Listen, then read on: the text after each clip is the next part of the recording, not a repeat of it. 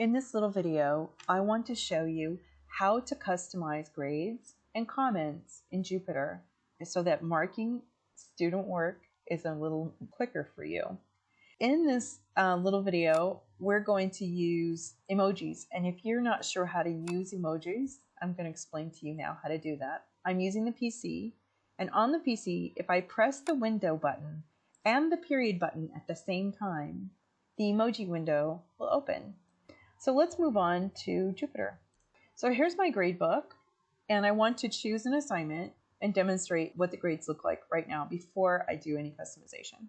So I want to open this because it has pages that are submitted by students. So I'm going to open up that assignment, and you can see all these gray check marks mean that this assignment was turned in online. This student handed their paper to me, so it was a physical paper that I graded, and then this one was not turned in. And you can see that in my grade book, when I put an M in there, it's marked with a 0. Jupyter automatically turns that into an F, and I'll show you where that's set up so you can change that. Now let's say, instead of giving a student a 5, what if I want to give them a smiley face instead, so that when they see their score, they know, oh yeah, it's a good score. But wait a minute, look what happened there. This smiley, this emoji is not recognized as a score in the score box. I get a red question mark. So I can set that up so it will accept that. So I'm going to go ahead and delete that emoji. I'm going to put back in the student's grade because I don't want to change their grade. And now I'm going to show you how to set that up.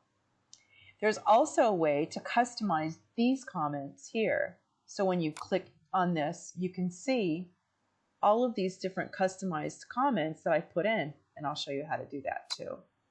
So on this setup menu, I'm going to choose grading, because we're going to customize the grading first. Now when we get there, you can see there are a lot of settings that are already put in place, and I don't want to change them. I want to leave them the way that they are. I do want to work on the special marks. So here in this box right here, I want this mark. I'm going to press that window button and the period at the same time to open the emoji box and choose the smiley face.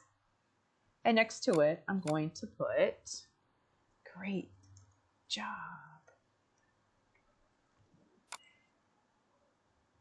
And then I'll put in another one. And this time I'll put in the straight face, the neutral face. And I'm going to type in needs work. Not a lot, but it needs some.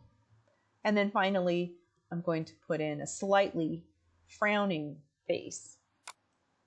So I want to be polite and friendly with my students. And here, maybe the comment would be incomplete or not complete. Maybe that first or second grader is not ready to understand the word incomplete. So there they are. Now I'm going to go ahead, and there's no value here. So there is not actually going to be any kind of a point score put into that score box. It's just those faces, those little emojis for them. Now remember where I showed you that the M turned into an F in my grade book? Well, here's why. Because it gets a 0%. If I want that to not be a 0%, I just want it to be an M that's there that means missing, I can just delete that 0%. And now I'm done. It will not assign any kind of value to that.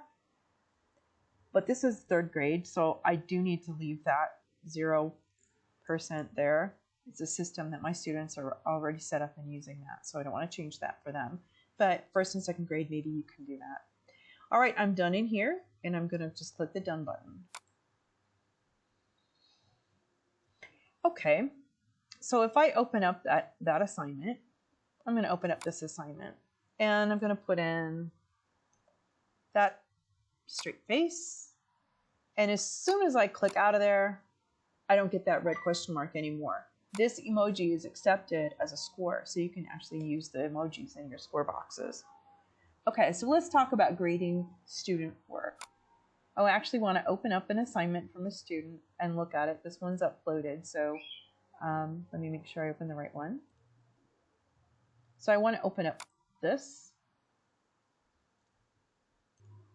and I'm going to open up this picture. This is an uploaded file. Okay, and I can type the score here if I want to. This shows me the day and the time that this image was uploaded.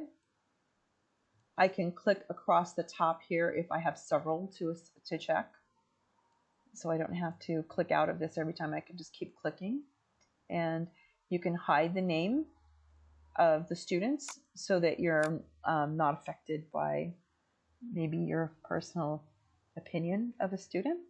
So here I am looking at the grading tools that are available to me. I can click on this button to rotate the image. I can click on this button to change the contrast.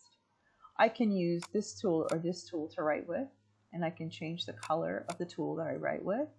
This is a nice way to highlight something, and I don't actually want to highlight in here, so I'm going to grab the eraser and erase.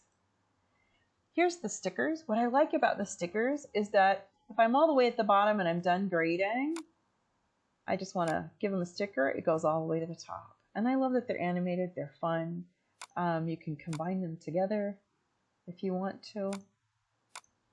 You can type a comment directly and change the color.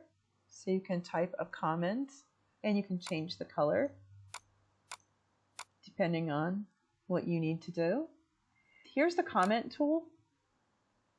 And the comment tool is pretty much set up to handle writing, but you can customize these.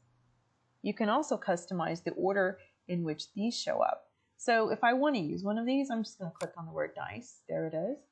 I can double click on that.